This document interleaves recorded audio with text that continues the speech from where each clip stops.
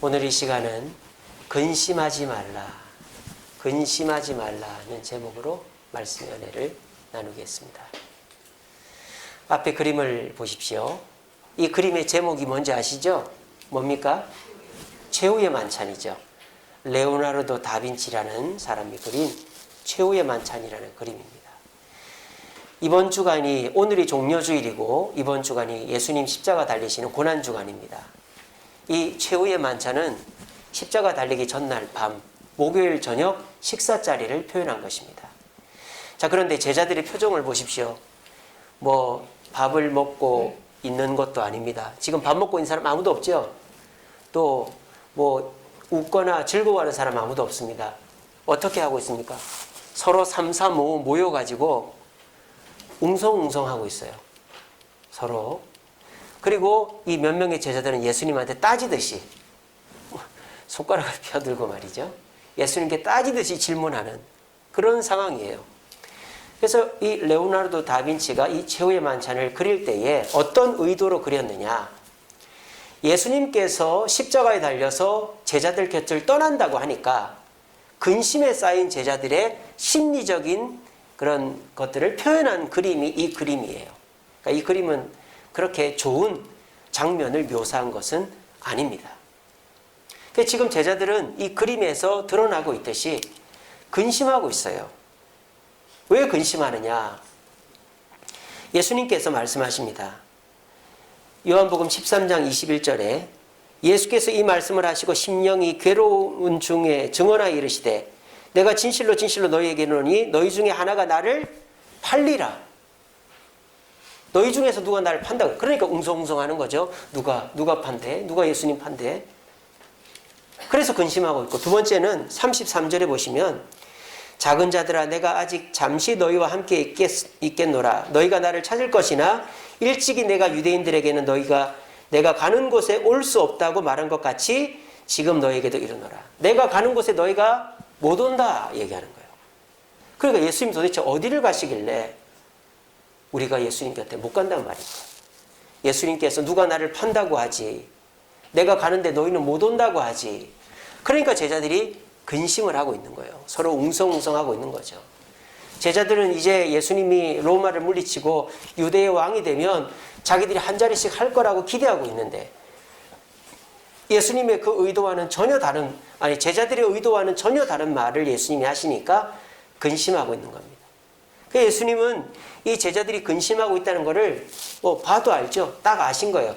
그래서 불쌍하게 생각이 되셔서 제자들에게 뭐라고 하십니까? 근심하지 말라고 말씀하신 것입니다. 너희들이 내가 떠나는 것 때문에 또는 누가 나를 파는 것 때문에 근심할 것이 아니라 그거는 너희들에게 오히려 좋은 일이 될 거다. 그렇게 얘기하시는 거예요. 그러면 근심을 안 하려면은 근심 안 하게 해줘야 될 거 아니에요. 그냥 걱정하지 마. 그렇게 말이야 쉽죠. 걱정을 안 하게 해줘야 될 거 아니에요. 그러면서 우리 예수님이 근심을 안 하게 해주겠다 하면서 뭐라고 얘기하십니까? 아버지를 믿으니 또 나를 믿으라. 오늘 본문에 나오죠. 너희는 마음에 근심하지 말라. 하나님을 믿으니 또 나를 믿으라 그랬어요. 이 말씀을 왜 하셨을까요? 지금 제자들은 예수님을 믿고 있습니까? 안 믿고 있습니까? 믿고 있지요. 근데 하나님처럼은 안 믿고 있다 이 말이에요. 이 말씀이. 그러니까 다시 말하면 너희들이 하나님을 믿듯이 나를 믿으면 근심을 안 하게 된다 이 말이에요. 왜 이렇게 말씀하셨느냐? 유대인들에게 있어서 하나님은 자신들을 항상 지켜보는 분, 항상 보호하는 분으로 본능적으로 알고 있어요. 왜? 아브라함 때부터 하나님과 함께 했고 유대인들은 율법을 통해서 관습적으로 하나님은 어디에든지 계시고 우리를 지켜보고 계시고 우리를 보호하고 있다는 것을 유대인들은 알고 있단 말이에요. 그러니까 제자들이 대부분 다 유대인이니까 이 제자들이 하나님에 대해서는 그렇게 우리를 지켜보고 계시고 우리를 보호하신다라고 알고 있는 거예요. 근데 예수님은 어떻게 생각하느냐?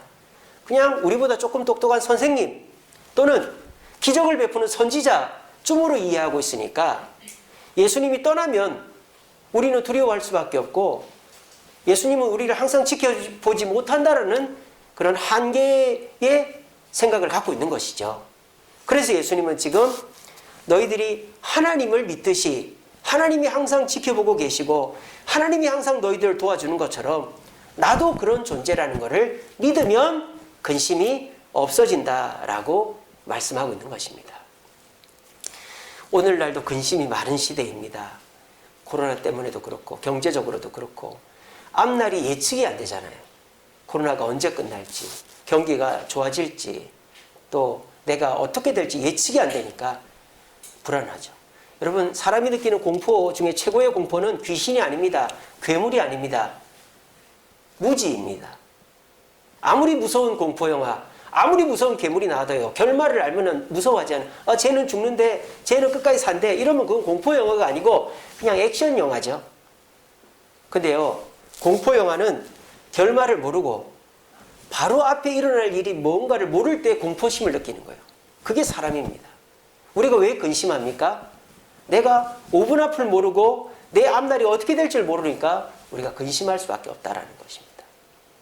예수님께서 제자들에게 근심하지 말라고 한 것처럼 오늘 저를 통해서 우리 주세움교회 성도님들에게 근심하지 말라고 하십니다. 그 근거가 뭐다?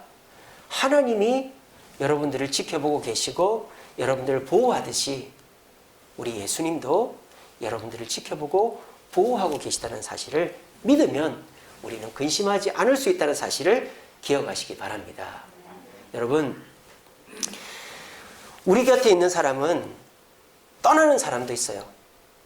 학창 시절이 지나면 친구들하고는 이제 헤어지게 되고 그 회사를 안 다니게 되면 그 동료들이랑 뭐 한두 번 개인적으로 만날 수는 있어도 자연적으로 멀어지게 돼 있습니다. 그런 식으로 내가 이 사람과 만나지만 언젠가는 헤어질 수 있다 하면은 그 사람에 의해서 신뢰를 느끼거나 편안함을 느끼지는 않아요. 근데 저와 여러분들이 절대 우리 곁을 떠나지 않는 사람이 있다 생각하면 어떻게 됩니까? 내가 그래도 불안하지 않고 편안해지는 거죠. 내 남편이 항상 내 곁에 있다. 그러면 그 아내는 든든한 거죠.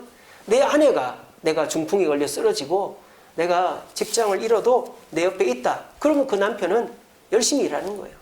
또 내가 아무리 실패해도 고향에 내려가면 내 부모님이 계신다. 그런 마음이 든든한 것입니다. 내가 돈이 많고 누군가가 나를 도와줘서 근심을 안 하는 게 아니라 불확실한 미래에 있었어도 나를 지켜보고 있고 나를 도와줄 수 있는 누군가가 있다는 것만으로도, 그런 존재가 있다는 것만으로도 우리는 근심을 떨쳐버릴 수 있는 거예요. 근데 요즘은요, 사람들의 관계를 마귀가 다 끊어놔가지고 부모 자식 간에도 형제 간에도 안 보면 그만이지 이렇게 돼버리는 거예요. 근데 내가 여유가 있고 괜찮으면 상관이 없는데 아무리 여유가 있고 성공하는 사람도 위기가 닥친단 말이에요. 근데 그 위기에 부모나 형제나 나와 연락이 되고 내 근심을 공감해 줄 수 있는 사람이 한 명도 없으면 그 사람은 극단적인 선택을 하는 것이죠. 여러분들 주변에 여러분들이 어떤 상황에 처해도 끝까지 여러분 곁에서 도와줄 수 있는 사람이 있습니까? 그럼 여러분들은 그 근심을 그 사람으로 말미암아 조금 덜 수 있습니다. 근데 내 주변에 그런 사람이 없어요. 내 주변에 내 근심을 나누고 항상 내 곁에 머물러 있는 사람이 없다. 그래서 내가 너무 힘들다. 그런 분 계십니까? 이 시간에 하나님이, 예수님이 여러분들 곁을 절대 떠나지 않는다는 사실을 굳게 믿으시기를 바랍니다.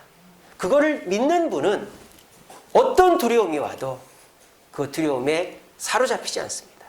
여러분, 근심이라는 것은요, 그냥 머릿속으로만 끝나는 게 아니에요. 아시잖아요. 사람이 근심이 많으면 우울증이 옵니다. 우울증이 오면요, 불안장애라는 게 와요. 막 깜짝깜짝 놀라고, 뭐 어디 못 가고, 막 갑자기 막 심장이 쪼이듯이 아프고 뭐 그렇습니다.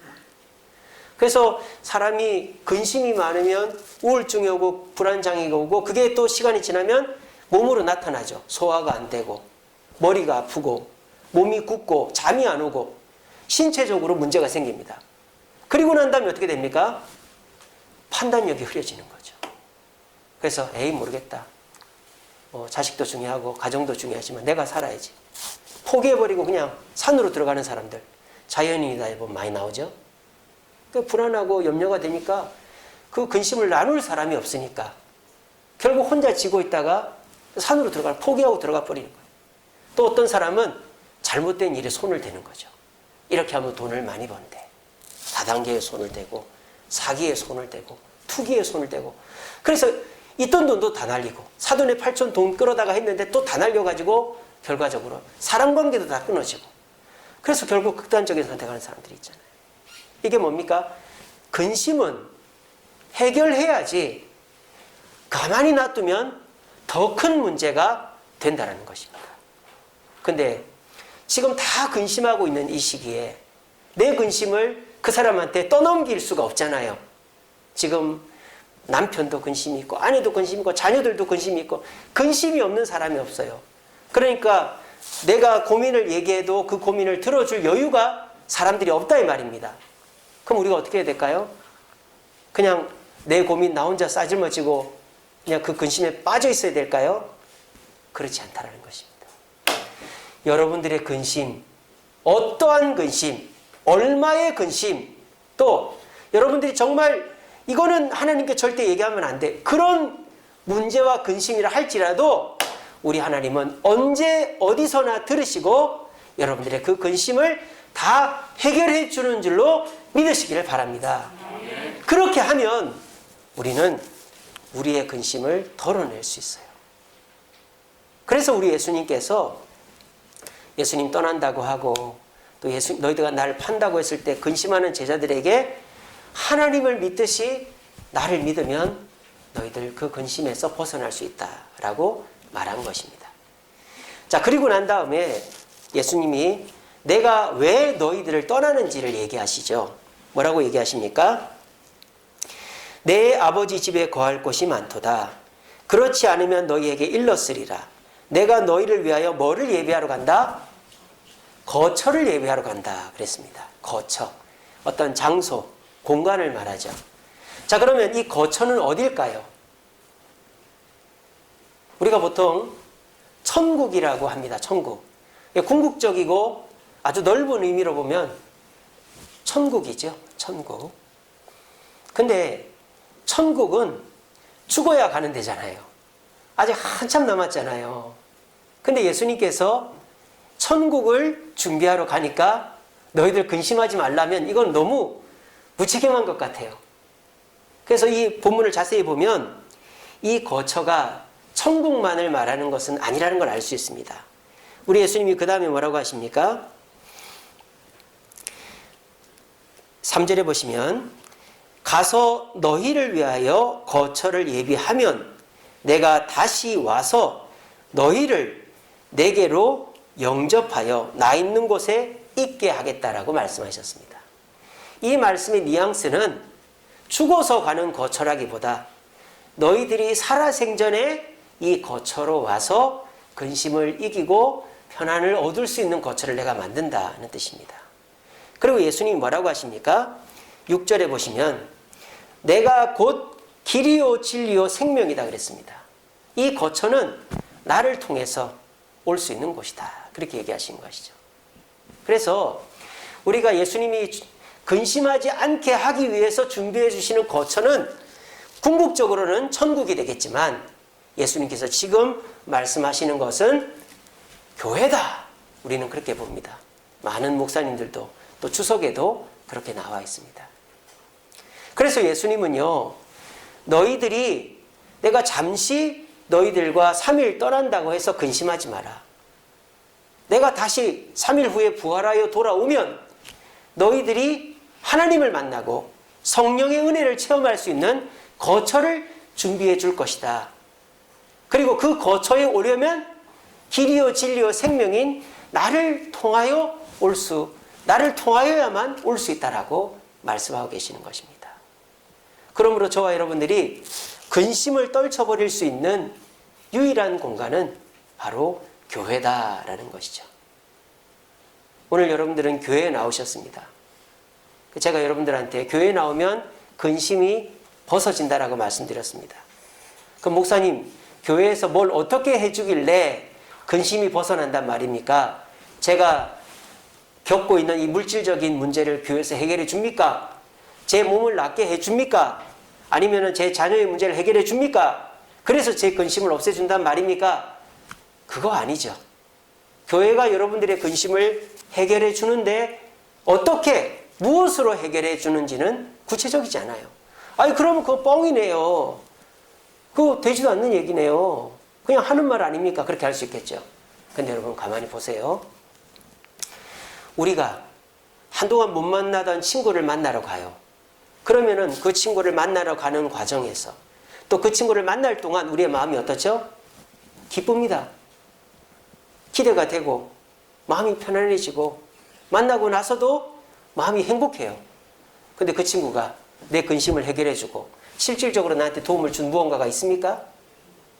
없어도 내 사랑하는 친구, 추억이 많은 친구를 만나는 것만으로도 마음이 편안해지는 거예요. 부모님도 고향집 가는 것도 마찬가지죠. 명절날 그 차 막히는데 고향에 왜 갑니까? 고향에 가면 부모님이 뭐 돈 1,000만 원 줍니까? 고향에 가면은 부모님이 뭐 형님 통해서 내 사업장 하나 줍니까? 아니잖아요. 그래도 고향에 가면 마음이 편안하고 기뻐요. 왜? 고향이니까. 부모님이 계시니까. 똑같은 것입니다. 교회는 실질적으로 내 문제를 해결하려고 오는 것이 아닙니다. 교회는 왜 옵니까?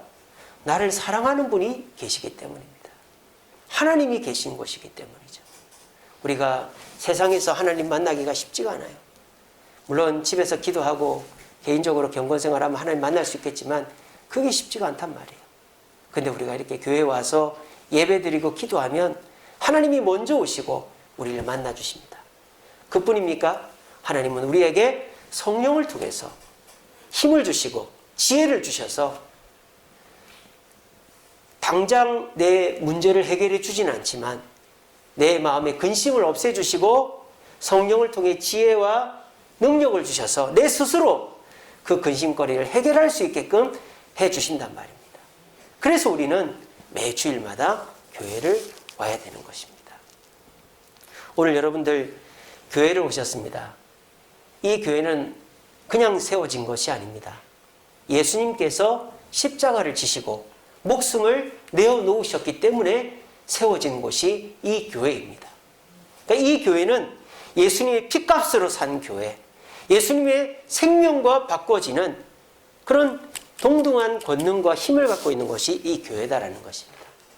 요즘에 교회들이 핍박을 받고 교회들이 없이 여김을 받으니까 꼭 교회 가야 되나? 그냥 내가 그냥 신앙생활 하면 되지. 우리 그런 생각들이 있습니다. 하지만 우리가 이 교회가 예수님의 피값으로 세워졌고 또 이 교회에 와야 하나님을 만나고 성령의 은혜를 체험할 수 있다면 우리는 교회에 오는 것을 목숨처럼 생각해야 된다라는 것입니다. 여러분, 교회에 오시면 근심이 떠나갑니다. 그리고 교회에 오시면 하나님을 만날 수 있습니다. 그리고 교회에 오시면 성령께서 지혜와 능력을 주셔서 내 스스로 내가 하고 있는 근심을 해결할 힘과 지혜를 주십니다. 저는 믿습니다. 저도 일주일 동안 고민이 많아요. 여러 고민이 많은데 주일이 지나고 나면 마음이 편안해집니다. 사실은 이번 주에도 복잡한 일이 많았는데 제 스스로 어떻게 생각했느냐. 이번 주일에도 또 하나님이 어떤 은혜를 주시려고 이렇게 복잡한 일이 많았나 했는데 주일 아침이 되고 예배를 딱 드리려고 모이니까 오늘 우리 성도님들도 너무 많이 오시고 그리고 오늘 이 말씀을 전할 때 우리 성도님들이 은혜 받을 생각을 하고 그리고 또 제가 개인적으로도 이 주일 예배를 참석하니까 마음이 편안해지고 근심이 떠나가는 것 같아요. 저도 그렇습니다. 저도 주일이 목사는 주일이 일하는 날이죠. 가장 바쁜 날이지만 근데 저는 개인적으로 주일이 기대가 되고 주일날 여러분들 만나는 게 너무 행복하고 말씀을 전하고 주님의 은혜를 체험하는 게 저에게는 큰 힘과 위로가 됩니다. 저는 그거로 사는 거예요.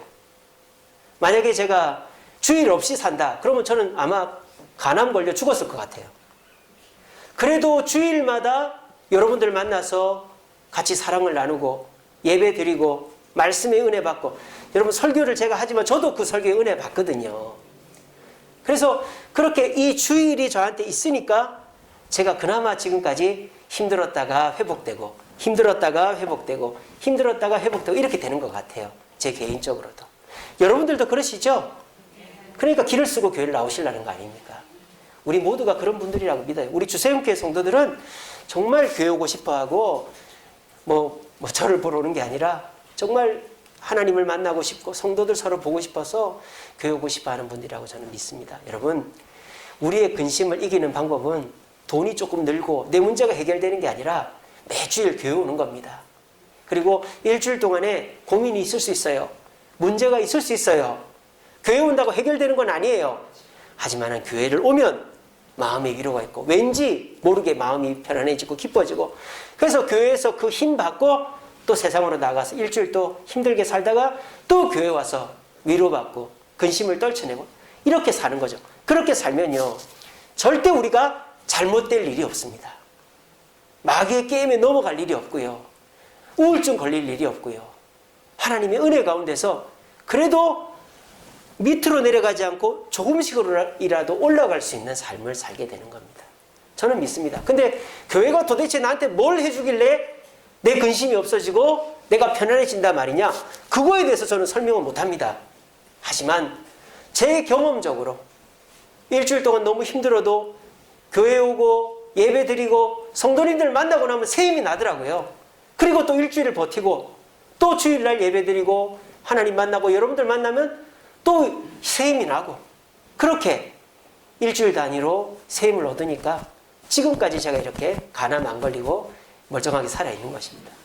여러분들도 이 주일 예배를 그렇게 사모하시고 이 주일이 나한테 그렇게 소중한 날이다라는 것을 꼭 명심하셨으면 좋겠어요. 이게요, 사람이 그렇지 않습니까?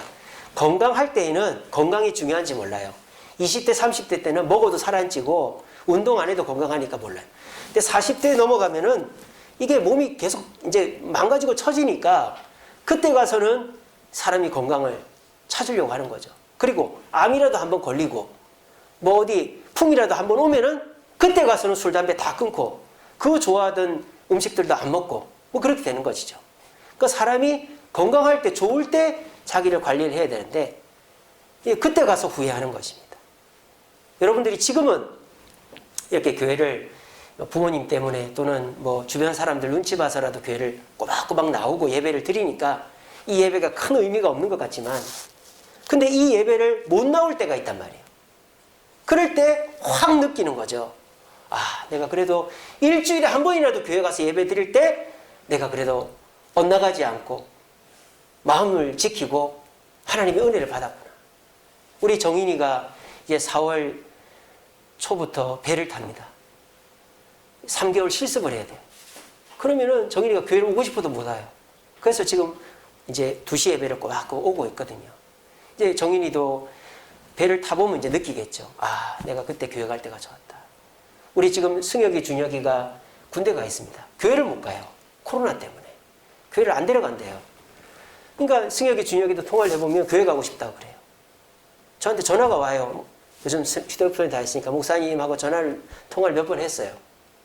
여러분, 교회 오는 게 어떨 때는 아침에 피곤한데 가기도 싫고, 또 교회 가면 도대체 뭐가 있나, 뭐 실질적으로 나한테 도움되는 것도 없는데 그런 생각들이 드시죠?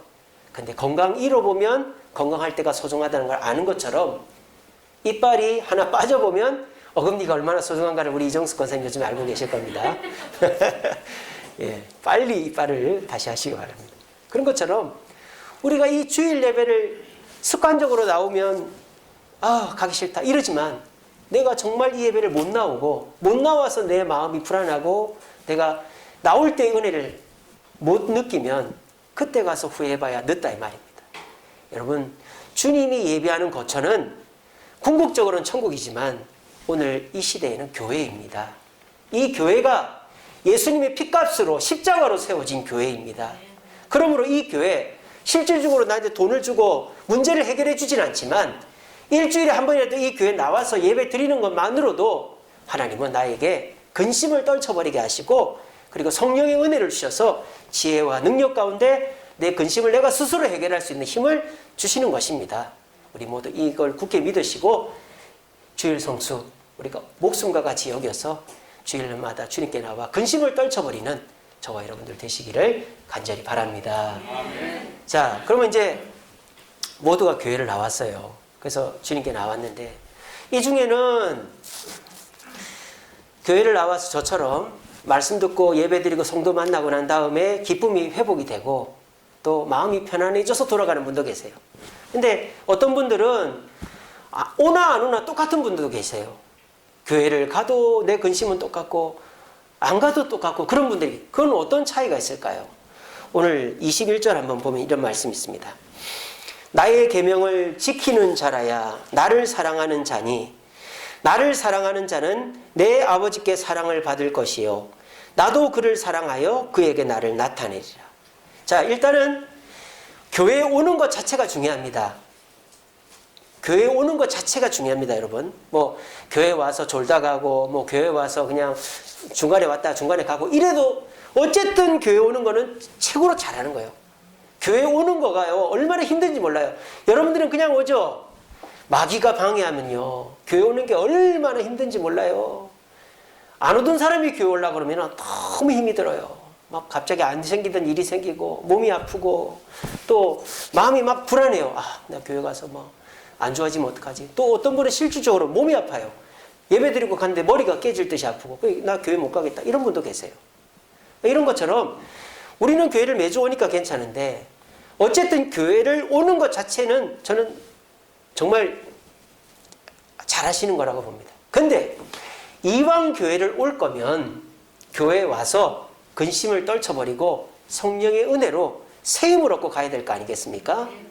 그렇게 되려면 어떻게 해야 되느냐? 하나님의 말씀을 듣고 그거를 순종해야 된다는 거예요. 왜 그러느냐? 목욕탕에 갔어요. 목욕탕 가면 어떻게 됩니까? 때를 밀어야 됩니다. 근데 온탕에 열탕에 들어가서 따뜻하다 하고 몸만 데펴서 나오면은 물론 안 간 거보단 낫죠. 피로 회복도 되니까. 근데 목욕탕 갔다가 온 다음에 더 피부가 막 때가 일어나고 가렵고 그런 거예요. 목욕탕 이왕 갔으면 때도 한번 밀고, 그죠? 그 사우나도 한번 들어가서 뭐 피로도 풀고 땀도 빼고 그렇게 해야 제가 하고 오는 거 아니겠어요? 똑같은 것처럼 교회를 이왕 오셨으면 오늘 이렇게 선포되어지는 말씀을 그냥 졸다가 듣지 마시고 또는 내 머리로 판단하지 마시고 한번 그거를 곰곰이 생각해 곱씹어 보라 이 말이에요. 목사님이 오늘 근심이 많은 시대에 살지만 하나님이 우리를 지켜보고 또 우리를 도와주는 것처럼 예수님이 우리를 도와준다는 걸 믿고 또 일주일이면 무조건 교회 나오면 실질적으로 나한테 도움은 안 되지만 교회 나오는 것 자체가 나한테 평안이 근심이 없어지고 성령의 은혜를 받는 것이니까 오늘 목사님 말씀처럼 내가 매주일마다 교회 나가고 예수님을 하나님처럼 믿어야 되겠다 이렇게 여러분들 다 결단을 했단 말이에요. 그러면 어떻게 될까요? 비로소 하나님이 그 사람을 사랑해 주신다라는 것입니다. 사랑은 순종하는 자에게 주어집니다. 자녀가 둘이가 있어요. 하나는 죽어도 부모 말을 안 들어. 근데 하나는 부모 말을 잘 듣고 부모가 시킨 일을 잘해. 그러면 당연히 부모는 누구한테 애정이 가겠어요? 말 잘 듣는 애한테 하는 거예요. 용돈을 줘도 걔한테 더 주고 걔한테 잘해주는, 이거는 뭐 어쩔 수 없는 거예요. 내 말을 잘 들으니까. 그리고 내가 완벽하다고 생각하는 사람도 있겠지만 내가 부족하다고 생각하는 사람은 어떻게 해야 되겠습니까? 내 부족함을 이제 없애고 완벽한 거를 받아들여야 되는 거죠. 그래서 우리가 내가 문제가 있다, 내가 고쳐야 된다 이런 생각을 가지고 내 문제와 생각을 고치고 내가 새로워져야 되겠다고 생각을 하면 그 사람은 새로워지고 변화가 되는 것입니다. 그게 뭐예요? 하나님의 말씀을 받아들이는 거예요. 그래서 오늘 이 주일날에도 말씀을 들었으면 그래도 난 바쁠 때는 못 가. 내가 뭐 교회 간다고 뭐 내 근심이 없어지겠어? 이렇게 생각하면 그래도 교회를 오는 건 소중한 일입니다. 하지만 마당만 밟고 가는 거다 이 말이에요. 이왕 교회를 왔으면, 이왕 목욕탕 갔으면 때도 밀고 땀도 빼야 되듯이 이왕 교회를 왔으면 말씀을 귀담아 듣고 그 말씀대로 실천을 하면 하나님이 우리를 사랑하시고 예수님이 자신을 우리에게 보여주신다고 약속하고 계시는 것입니다. 여러분, 이것이 우리의 근심을 해결하고 이 근심 많은 세상에서 다른 불신자들과 우리가 차별되어지는 힘입니다. 여러분, 모두가 근심하는 시대예요. 근데 이 시대에 우리가 세상 사람과 다를 수 있는 게 뭘까요? 저는 다른 거 아니라고 생각해요. 하나님의 말씀이라고 생각합니다. 왜냐? 세상 사람들은 돈 많이 버는 곳, 출세하는 곳, 멋진 곳으로 가라고 합니다. 근데 하나님의 말씀은 물론 그런 데로 가라고 할 때도 있지만 안 그런 곳으로 가라고 합니다. 여기서 우리가 선택을 해야 되는 거죠. 세상 사람들이 가는 대로 갈 것인가? 그거는 교회를 와서 마당만 밟고 가는 거예요. 근데 하나님 말씀을 들었어요. 근데 하나님 말씀은 주일날에 쉬지 말고 교회 오고 주일날에 하나님 말씀대로 뭐 예배도 드리고 봉사도 하고 하라는 거예요. 근데 세상은 안 그렇잖아요. 일요일날 이왕 쉬는데 놀러도 가고 뭐 가끔 한 번씩 교회 가도 되지만 뭐 그렇게 해라 이런 거 아닙니까? 그때 우리가 갈등이 딱 올 때 하나님의 말씀대로 우리의 가치관을 바꾸면 그것이 하나님을 만나고 예수님의 사랑을 받게 되는 비결이요. 우리의 근심을 해결하는 방법이다라고 말하고 있는 것입니다. 저도 한없이 부족하지만 우리가 똑똑해봐야 얼마나 똑똑하고 우리가 잘해봐야 얼마나 잘하고 우리가 많이 벌어놨어 봐야 얼마나 벌어놨습니까? 근데 사람들은요, 내가 이 정도면 똑똑해, 이 정도면 내가 많이 했어, 이 정도면 많이 벌었어 이러면서 남의 얘기를 안 들으려고 그러는 거예요. 그러다 보니까 더군다나 하나님의 말씀도 내 생각과 딱 부딪히면 그거를 튕겨버리는 것이죠. 그러면 교회를 와도 내가 변화되지 않고 교회에 와서 내가 근심을 없애버리고 하나님을 만날 수 있는 기회를 놓쳐버린다는 것입니다. 오늘 꼭 기억하십시오. 내가 교회에 오는 것도 중요하지만 교회에 와서 하나님의 말씀을 듣고 내 생각을 고쳐 나갈 때 내 근심도 없어지고 내 삶의 문제를 해결할 수 있는 지혜와 능력이 주어짐을 기억하시고 하나님의 말씀을 귀담아 듣고 그것대로 실천할 수 있는 저와 여러분 되시기를 간절히 바랍니다. 말씀을 맺겠습니다. 우리 같이 읽어봅시다. 시작. 내 계명을 지키면 내 안에 거하리라. 아멘. 자, 여기 보세요. 내 계명을 지키면 내 안에 거하리라고 되어 있지 않고 내 사랑 안에 거한다 그랬어요. 제가 이걸 좀 묵상해 봤습니다. 여러분, 사랑이라는 게 뭘까요? 사랑은 덮어주는 겁니다. 이해해 주는 것입니다. 용서하는 것입니다. 우리가 사랑하지 않는 사이에서는 잘하면 칭찬해 주죠. 그죠? 근데 못하면 칭찬을 안 해주거나 야단을 쳐야 되는 거예요. 근데 사랑하는 사이는 어떻습니까? 잘하면 칭찬해주고 못해도 격려해주는 게 사랑하는 사이다 이 말이에요. 여러분들이 예수님 앞에서 모든 것을 잘할 수 있습니까? 잘할 수 없습니다. 우리는 한계가 있고 연약합니다. 그러니까 실수할 때가 있습니다. 근데 예수님이 우리가 잘하면 칭찬을 해주시죠. 근데 우리가 잘못하면 책망을 한단 말이에요. 근데 예수님께 잘해도 칭찬받고 못해도 책망 안 받을 방법이 있다 이 말이에요. 그게 뭐다? 하나님의 말씀을 지키면 된다 이 말입니다. 제가 예를 들어볼까요? 제가 이 교회에서 사역을 하고 있으면서 뭐든지 우리 장로님하고 우리 권사님들 의논합니다. 왜냐하면 제가 전에 부천에 강교 했을 때 목사님이 말씀하시기를 바늘이 여기 있는데 이 바늘을 들어다가 이쪽으로 옮길 때에도 상의를 해서 하라고 그랬어요. 그래서 저는 그걸 그대로 지키고 있거든요. 자, 보세요. 제가 상의를 안 할 수 있어요. 그냥 뭐 1년 연간 계획에 나와 있고 원래 하던 거니까 할 수도 있어요. 그러면 그 일이 잘 되면 칭찬을 받고 아무 문제가 없어요. 근데 그 일이 잘못되면 어떻게 될까요? 제가 혼나는 거죠. 제가 좀 이렇게 남들은 싫은 소리를 들어야 되는 거예요. 근데 보세요. 제가 뭐든지 의논하고 뭐든지 상의해서 결정하면 어떻게 될까요? 제가 잘할 때는 똑같이 칭찬받아요. 잘 못하면 어떻게 될까요? 이미 제가 우리 장로님 권사님들하고 다 의논하고 한 거기 때문에 저한테 뭐 제가 잘못은 했지만 뭐라고 하진 않단 말이에요. 무슨 말인지 알겠습니까, 여러분? 하나님의 말씀을 지키면서 하는 실수는 하나님이 책임지신단 말이에요. 그거 야단치지 않아요. 근데 내가 교회를 다니면서 예수를 믿으면서도 내 생각대로만 한다. 그래서 잘하면 괜찮아요. 칭찬받아요. 근데 우리가 다 잘할 수가 없잖아요. 잘 못하죠? 그러면 하나님도 책망하고 여러분들 내버려 두는 거예요. 그러니까 우리가 언제나 잘할 수는 없기 때문에, 언제나 우리가 성공할 수는 없기 때문에, 우리가 성공 못할 때, 잘못할 때에도 빠져나갈 구멍, 우리가 이렇게 위로를 받고 어려움을 당하지 않으려면 하나님의 말씀대로 하면 된다 이 말입니다. 그러면 하나님은 잘할 때는 더 칭찬해 주시고 못해도 괜찮다고 해주시고, 왜? 내 말대로 했으니까.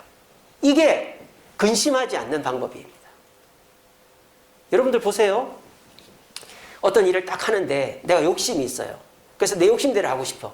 그래서 내 욕심대로 다 했어요. 그러면 그 일이 잘못되면 내가 다 책임을 져야 되는 거예요.